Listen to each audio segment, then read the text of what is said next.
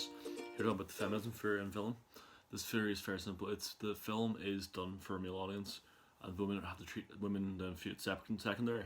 So the idea is that everything that happens is for male pleasure or male influence. So there's male producers, the main characters are male, everything the audiences are male. So films target male audience rather than female and or equality. I'm going to look at this three different frameworks. Mise en scene, which is scenery, props, acting, etc. This is basically the stage of a theatrical production on the set, and the representation. This is how different ethnic groups are represented.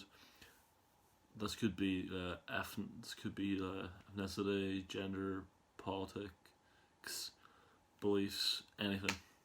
A good example of this would be James Bond, as this couple demonstrate. Because I think you're a sexist, misogynist dinosaur, a relic of the Cold War.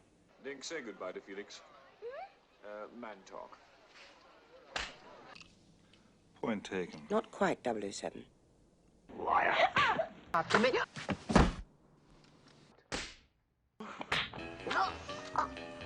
Miss me. I never miss. James Bond is a great style of this theory because with the Bond girls just being there to look pretty, not doing anything sadly, they give women terrible costumes, stupid names for 20 films from 1962 to 2008 before they even questioned it at all. But this is based on the books, so it might be why it's done like that in the books, because the books were written years ago. But the movies didn't have to be this way, but they still are and were. And while times have changed, sadly things aren't getting better that fast. It took many years to get to the stage where women, the Bond girls, were even given normal enough names like Eva Moneypenny or Madeline Swan. For a while they had the names such as Daphne Case, Solitaire, Mary Goodnight, and my personal favourite, Dr. Christmas Jones. Now I'm going to look at two different movies in the James Bond franchise mostly, which are Skyfall and Live and Let Die. Comparing these to the Kingdom franchise. In Live and Let Die, there are many problems with representation, like how nearly every black character is on the side of evil, relies heavily on blaxploitation, which are meant to be for black audiences, but mostly in Berlin stereotypes, with the only good characters on the side of good that are black, existing to either get killed or motivate James Bond. It also is one of the worst movie plots I have ever heard. The Bond girl's name, by the way, is Solitaire.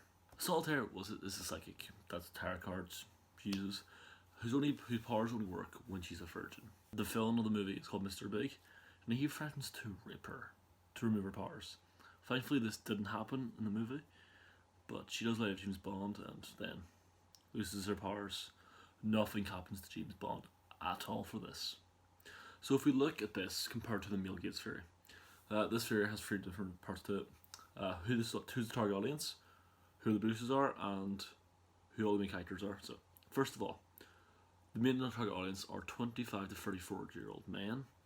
All producers were male, and apart from the Bond girl, all main characters are male. Meaning that while this movie is James' story, Solitaire is there just for the ride, and used for James to rescue. This means this movie supports the male gaze theory. With the movie trying to target a male audience, it stands to reason the presentation will not be strong. She's first seen from behind a curtain, her silhouette. That indicates that her looks are more important than who she is. She dresses in a red dress, jewelry, and heavy gold makeup. This draws the eye, making her an object of sexual simulation. In the movie, the moment that really drives home who this movie is for is when James Bond is in a bathtub, shaving, and then he smokes a cigarette. These are two very masculine tasks, stereotypically.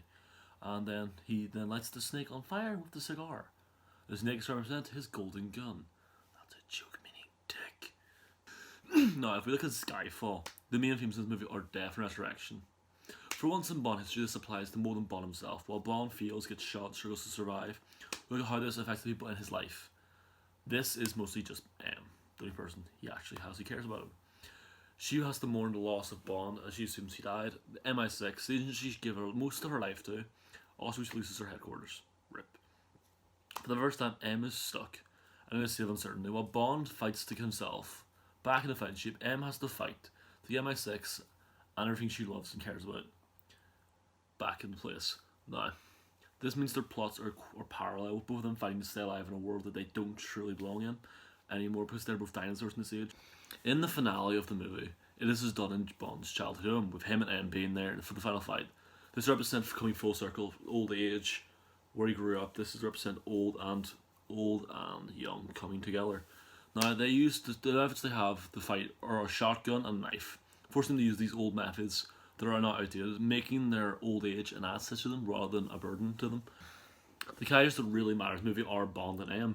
The Bond girl in this, Eve, doesn't get much to do. She's mostly a plot device, if I've ever seen one.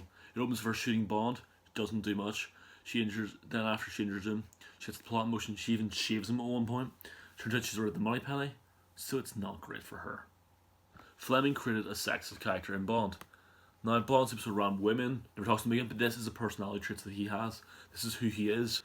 Now, you could say this is a good representation if this is just a movie about a sexist man, because the movie does appear sexist, but this is from the point of view of a sexist character, a sexist main hero. This case would be a lot stronger if the names of the Bond girls were more normal, like Elliot Reed. So I feel like Kingsman do a good job of showing how spy movies could handle things differently. While they made Eggsy a great character, who's a great representation of how spies could act and how Beyond could be, sadly the females aren't as good as treated. Because in the first movie, there's this girl called Eggsy, who's amazing. Like, she is a great spy, always hard worker, dedicated. She's amazing. She's even better than Eggsy in that movie, but sadly in the sequel they kill her off immediately. They make the audience feel sad for Eggsy and drive the plot to America. In my opinion, the Kingsman movies are what the Bond movies should be more like, treating female characters like equals, treating them better, giving them actual roles. While this sequel doesn't have as good a representation as the first one does, the first movie I feel like is a perfect representation of men and women being equal. Well, the first movie is a glowing light, the second one isn't, so I know what you're wondering. Jack, is there any movies that are great spy movies for representation of male and female equally? Yes, there is. It's called Spy Kids.